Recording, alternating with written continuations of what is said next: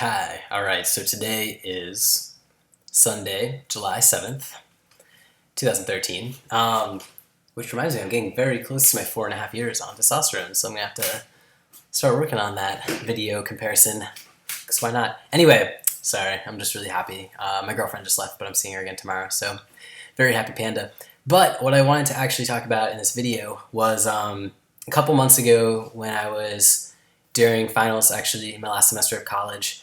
I ran out of testosterone. And what I mean by I ran out of testosterone was that I actually had none at all. Which, I get pretty close to the end of the bottle, and then I contact CVS, which is where I've always gotten my testosterone. But previously I was getting it in Massachusetts, and then I was in upstate New York, but there was a CVS there. And so I had the prescription.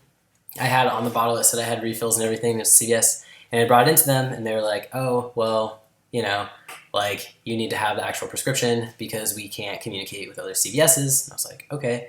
So anyway, so I called my doctor, and they said I could fax the prescription over. And the worker, the pharmacist at the CVS knew that it was testosterone, which I didn't know that in New York State is classified under a different schedule of drug than it is in Massachusetts. So in Massachusetts, you can fax a prescription, you can have your doctor call in the prescription, not a big deal. In New York, they're either want to see your doctor face to face, or they want the handwritten deliver to the CVS. So I didn't know that because the lady said I could just fax it in. So the whole faxing thing went in, and a couple days later I go in and I say, hey, so did you get this fax? And the lady just looks at me and she's like, what's it for? Why do you use it? And all this stuff. And I was like, well, they said I could fax in this prescription.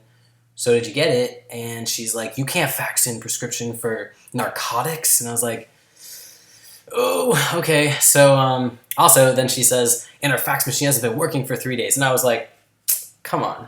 Your fax machine has to be working if you're a pharmacist, especially in a college town. But anyway, so that was a total bummer because at that point I'd done my last shot. So now I had actually no testosterone. And I started this process about 2 weeks. I still had about 2 doses left. And I was like, oh yeah, usually I walk in, I put my prescription, it takes 15 minutes. So I call up my doctor again. I'm also in the middle of finals. I'm running out of hormones. I've been doing really small amounts. Back then I was doing probably between 60 and 75 milligrams a week. And I dropped it down to 40 to 50 because I knew I was running out. And so basically they were really rude to me with the whole it's a narcotic. What are you using it for? And I just told her, I was like, I have no hormones in my body. I just had a hysterectomy a year and a half ago, so I need it. And so it was pretty bad. In any case, I finally got a hold of my doctor, and it's hard enough to get a hold of your doctor in an urgent situation. And they've always been super nice there. So I just had them mail me the actual hard copy prescription, and I brought it in and was like, here, please. And so I actually had gone and checked with all the pharmacies in the area and been like, do you have testosterone? If I bring you a prescription, could I get it that day? And all this kind of stuff, instead of some pharmacies order it out. Anyway, long story short, I was just total wreck. And I just, during that time, it took me a while to process this. I've also been really busy, so sorry this video is a little late. But, so I'll speak kind of in the past tense. I was very angry and crying a lot, especially because I missed my shot for a week or two with the lower doses, and I was just oh, I'm gonna die. So I thought I was gonna die because I thought that if I had no hormones in my body, especially after the hysterectomy, what I've always heard is your organs are gonna fail and all this stuff. So I thought I was gonna die, and I was really sad, and I really realized then how reliant I am upon testosterone.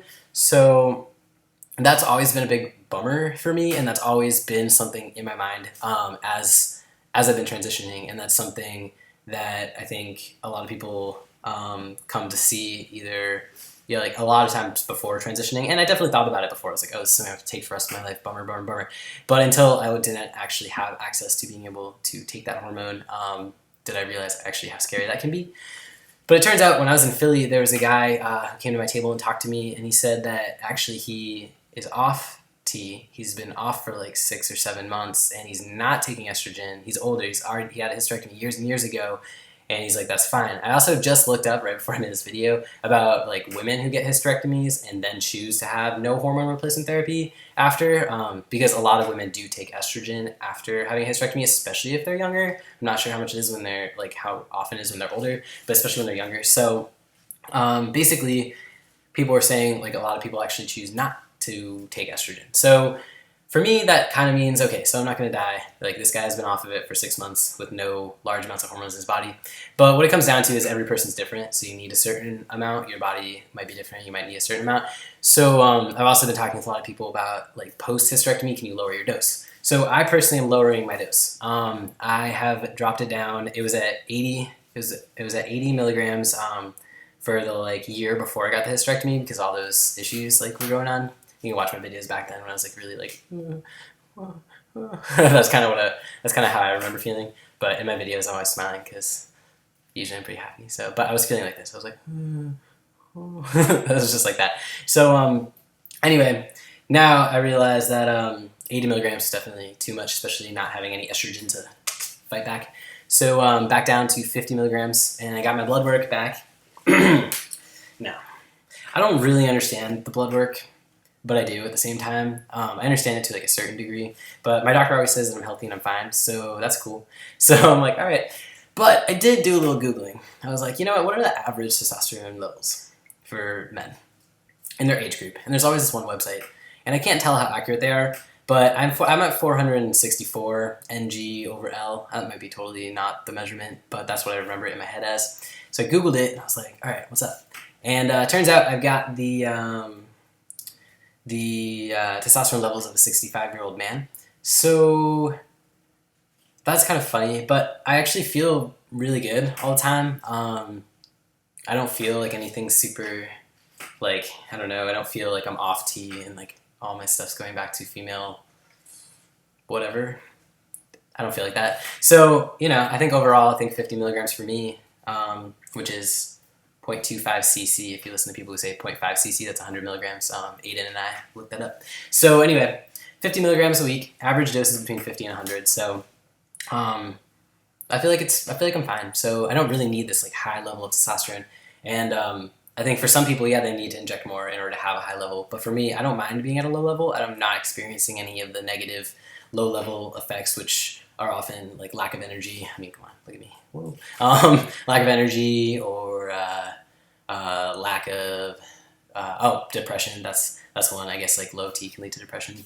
So in any case, I'm happy. I'm fine with lowering my dose. I want to have as little like non-natural things in my body as possible, but just enough to keep the maintenance of how good I've been feeling. So I'm kind of a little lower, but that's okay. But basically what I've realized is through that whole debacle with CVS and not being able to get my testosterone, and now my insurance doesn't cover it, in a month I'm not going to have any health insurance. So like paying the, sorry, I want to make sure it's not a job interview. Okay, it's not. So paying the $108 for a vial of tea, that's why also lowering my dose is great, because now this vial is going to last me about 8 months versus like 6 months. So, you know, less frequently I have to pay that much money.